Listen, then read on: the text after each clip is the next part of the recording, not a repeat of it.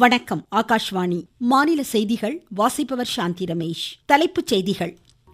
நாட்டின் பாதுகாப்பிற்காக அளப்பரிய சேவையாற்றிய முப்படை வீரர்களை இந்தியா என்றென்றும் நன்றியுடன் நினைவுகூரும் என்று பிரதமர் திரு நரேந்திர மோடி புகழாரம் சூட்டியுள்ளார். மேற்கு எல்லை பகுதியில் பாதுகாப்பு நிலைமையை மத்திய பாதுகாப்பு அமைச்சர் திரு ராஜ்நாத் சிங் இன்று ஆய்வு செய்தார்.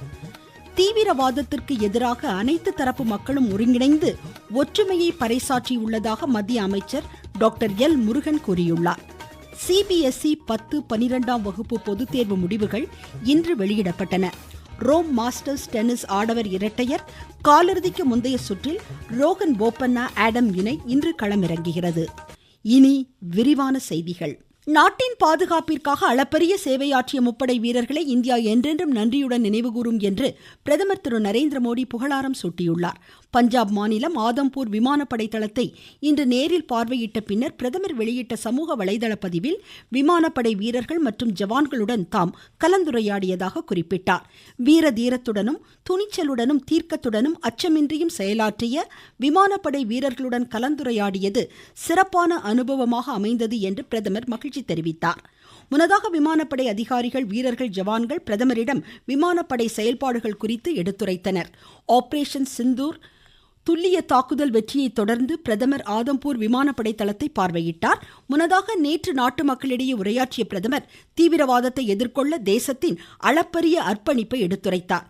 இந்தியா மீதான பயங்கரவாத தாக்குதலுக்கு இனி தக்க பதிலடி வழங்கப்படும் என்று கூறிய பிரதமர் அணு அச்சுறுத்தல் மிரட்டல்களுக்கு இந்தியா அடிபணியாது என்றார். நாட்டின் மேற்கு எல்லை பகுதியில் பாதுகாப்பு நிலைமையை மத்திய பாதுகாப்பு அமைச்சர் திரு ராஜ்நாத் சிங் இன்று ஆய்வு செய்தார். புதுடெல்லியில் முப்படை தலைவர்கள் கூட்டத்தில் இன்று நடைபெற்ற ஆலோசனைக் கூட்டத்தில் இது தொடர்பான ஆய்வு விரிவாக மேற்கொள்ளப்பட்டது. பாதுகாப்புத்துறை செயலர் திரு ராஜேஷ்குமார் சிங்கும் இந்த கூட்டத்தில் பங்கேற்றார். தீவிரவாதத்திற்கு எதிராக அனைத்து தரப்பு மக்களும் ஒருங்கிணைந்து ஒற்றுமையை பறைசாற்றியுள்ளதாக மத்திய தகவல் ஒலிபரப்புத்துறை இணையமைச்சர் டாக்டர் எல் முருகன் கூறியுள்ளார். தூத்துக்குடியில் இன்று செய்தியாளர்களிடம் பேசிய அமைச்சர், பிரதமர் நாட்டு மக்களிடையே நேற்றிரவு ஆற்றிய உரை பயங்கரவாதத்திற்கு எதிரான நம் நாட்டின் நிலைப்பாட்டை தெளிவாக எடுத்துரைப்பதாக சுட்டிக்காட்டினார்.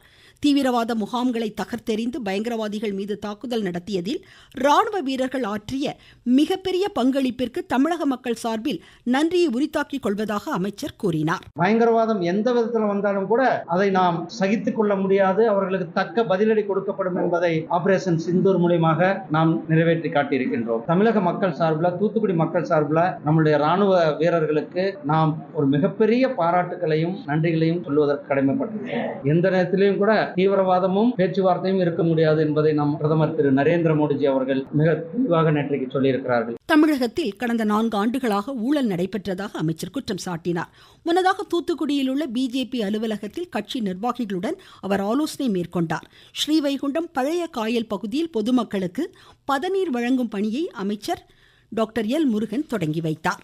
ஆபரேஷன் சிந்தூர் வெற்றியை தொடர்ந்து நாடு முழுவதும் பிஜேபி திரங்கா மூவர்ண கொடி இயக்கம் இன்று தொடங்கியது.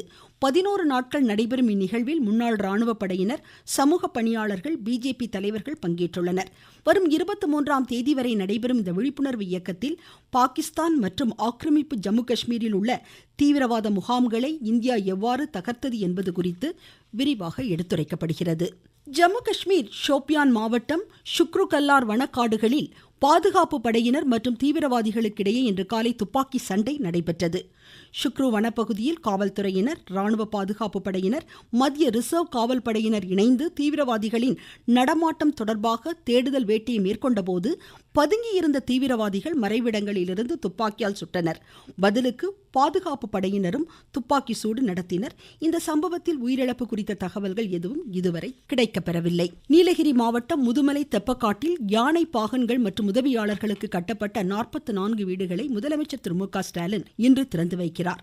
பழங்குடியின மக்களிடையே முதலமைச்சர் இன்று கலந்துரையாடுகிறார். பழங்குடியினர் பண்பாட்டு மையத்தில் நடைபெறும் நிகழ்ச்சியில் பயனாளிகளுக்கு நலத்திட்ட உதவிகளையும் அவர் வழங்குகிறார்.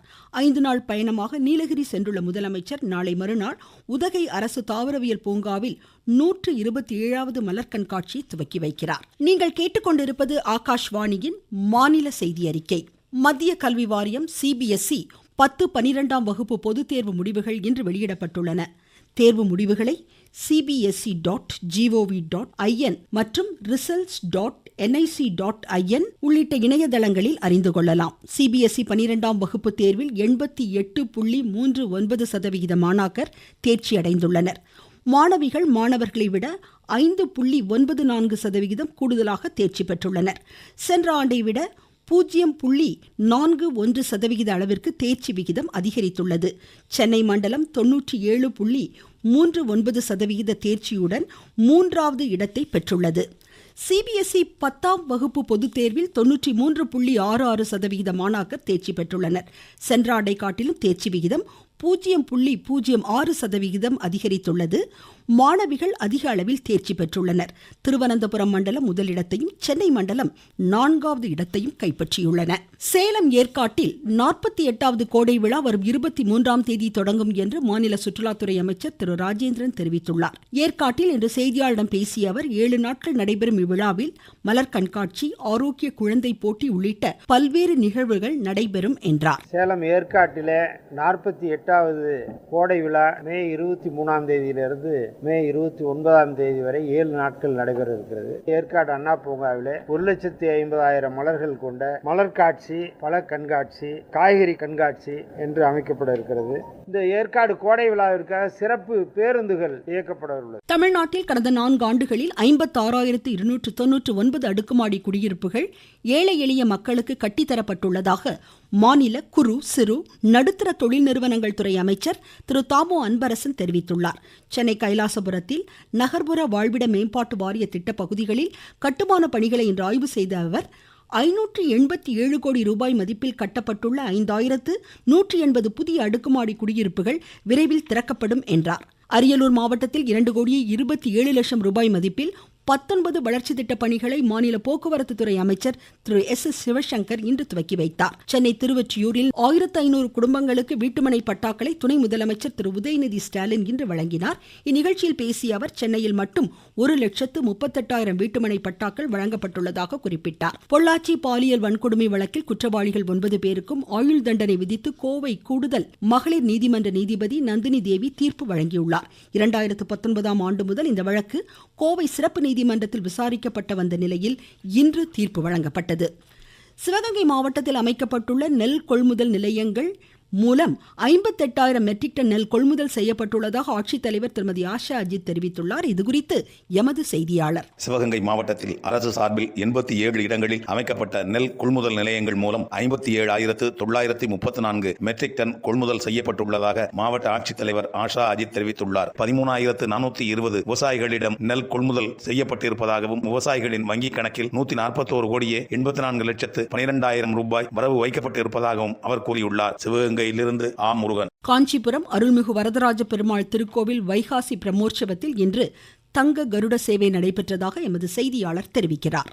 காஞ்சிபுரத்தில் உள்ள பிரசித்தி பெற்றதும் 108 திவ்ய தேசிகன கொண்டாட ஸ்ரீ வரதராஜ பெருமாள் ஆலயத்தில் வைகாசி மாத பிரம்மோற்சவத்தின் 3ஆம் நாளான இன்று காலை முக்கிய உற்சவமான கருட சேவை உற்சவத்தை முன்னிட்டு ஸ்ரீ வரதராஜ பெருமாள் சிறப்பு அலங்காரத்தில் எழுந்தருளினார். தங்க கருட வாகனத்தில் காஞ்சிபுரம் நகரின் முக்கிய வீதிகள் வழியாக வீதியுலா வந்த வரதராஜ பெருமாளை வழிநெடுகிலும் திரளான பக்தர்கள் காத்திருந்து சுவாமி தரிசனம் செய்து வணங்கி வழிபட்டு சென்றனர். காஞ்சிபுரத்திலிருந்து B.R. சிவகுமார். தென்மேற்கு பருவமழை தெற்கு வடக்கு அந்தமான் கடல் பகுதிகள், நிக்கோபார் தீவு பகுதிகளில் இன்று தொடங்கியது. இந்நிலையில் சேலம், கள்ளக்குறிச்சி, கோவை, திருப்பூர், தேனி, திண்டுக்கல் மாவட்டங்களில் அடுத்த சில மணி நேரங்களில் இடி மின்னலுடன் கூடிய மிதமான மழை பெய்யக்கூடும் என்று சென்னை வானிலை ஆய்வு மையம் தெரிவித்துள்ளது.